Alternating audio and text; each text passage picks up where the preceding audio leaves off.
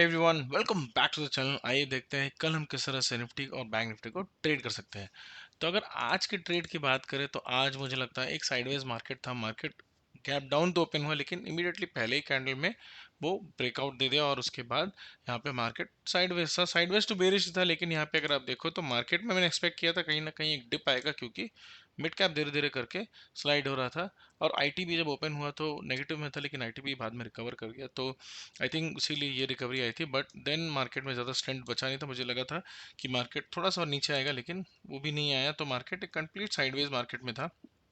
तो देखते हैं कल हम किस तरह से ट्रेड करेंगे। फिलहाल अगर आप मार्केट को देखो तो यहाँ पे अगर आप आर्ली चार्ट पे देखो तो ऐसा लग रहा है कि मार्केट कहीं ना कहीं एक बुलिश मोमेंट के लिए प्रिपेयर हो रहा है। मार्केट को अगर आप देखो, मार्केट नीचे है, नीचे आके एक नो छोटी सी रिकवरी और उसके बाद एक रेंज में फंसा हुआ है मार्केट। तो जब भी मार्केट यहाँ से निकलेगा, जो अपर रेंज है वो 500 है, तो और बार बार 500 को हिट कर रहा है। एक बार हुआ, दो बार हुआ, तीसरी बार जाके उसके आसपास ही क्लोज हुआ।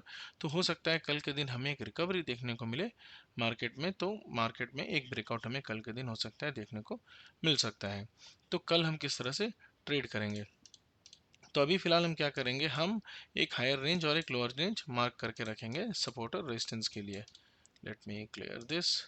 तो यहाँ पे अगर आप देखो, अगर हायर रेंज की बात करें तो मुझे लगता है कि इस एरिया को आप मार्क कर सकते हैं, विच इज़ अराउंड 574 के आसपास। यहाँ पे जब जो आज का हाई था तो समवेयर अराउंड 580 को मार्क करेंगे। और यहाँ पे लोअर रेंज में अगर आप देखो तो 400 450 के आसपास, अगर लेट से 450 के आसपास आप इसको मार्क करके रख सकते हैं। तो मार्केट अभी बहुत ही टाइट ट्रेडिंग जोन पे है। देखो ये जो सपोर्ट है, ये हो सकता है कि मार्केट फिर से अगर नीचे आए, लेकिन अगर मार्केट यहाँ से नीचे आया और इस सपोर्ट के आसपास आया, तब यहाँ मार्केट ब्रेकडाउन होकर नीचे की तरफ निकल जाएगा। और सिमिलरली मार्केट अगर इस एरिया को ब्रेक किया तो मार्केट ऊपर की तरफ निकल जाएगा। ये दोनों बहुत ही टाइटली ट्रेड हो रहे हैं, टाइटली ट्रेड हो रहा है निफ्टी सपोर्ट और रेजिस्टेंस में। तो कल के दिन अगर किसी भी साइड निफ्टी ब्रेक करता है, आई एक्सपेक्ट कि निफ्टी कल फ्लैट खुले या फिर गैप अप खुले, दोनों ही केस में हमें एक बुलिश मूवमेंट देखने को मिलेगा। तो कल अगर मार्केट फ्लैट खुल के ऊपर जाता है या फिर गैप अप खुलता है, दोनों ही केस में जब भी ये 580 क्रॉस करता है, तब हम यहाँ क्या कर सकते हैं, यहाँ पे करंट जो 530 540 कहीं भी 50 रुपए का आप एक 50 पॉइंट का स्टॉप लॉस लेके यहाँ पे आप 1:3 का टारगेट कल ले सकते हैं। कल हो सकता है कि मार्केट एक बुलिश मूव दे।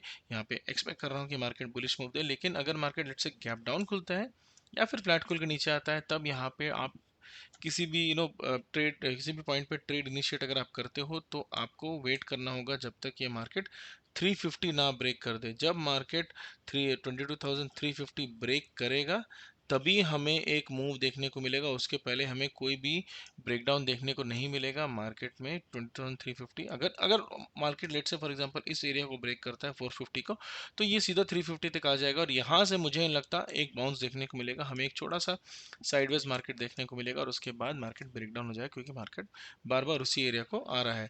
लेकिन आई एक्सपेक्ट कि मार्केट ऊपर की तरफ मूव होगा, क्योंकि मार्केट में जो पैटर्न है वो फिलहाल उसी तरह से दिख रहा है। मार्केट में बहुत सेलिंग हुई है और कहीं ना कहीं एक छोटी सी रिकवरी आएगी, उसके बाद ही हमें सेलिंग देखने को मिलेगी।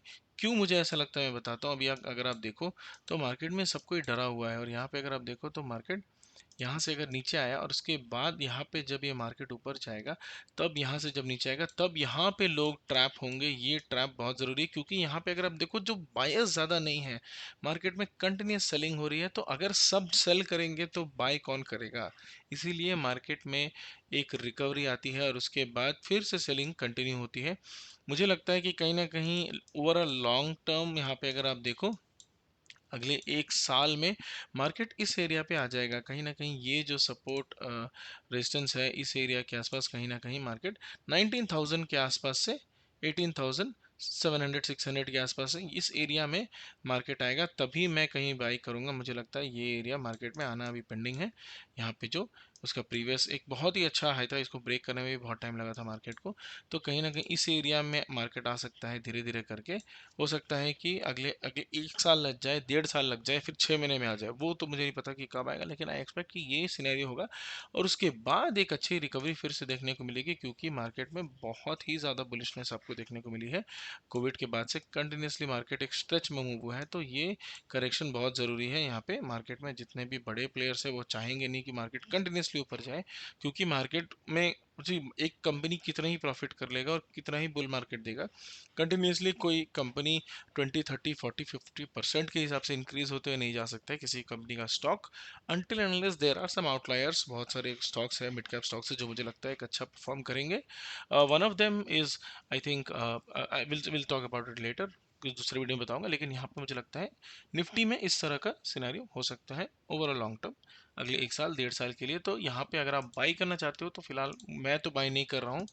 आप अपने टेक्निकल एनालिसिस के हिसाब से अगर आपको बाई लगता है तो आप कर सकते हो, लेकिन आई वुड से अभी यहाँ पे थोड़ा टाइम लगेगा और 1 साल लगभग लगेगा यहाँ पे मार्केट को स्टेबलाइज होने में।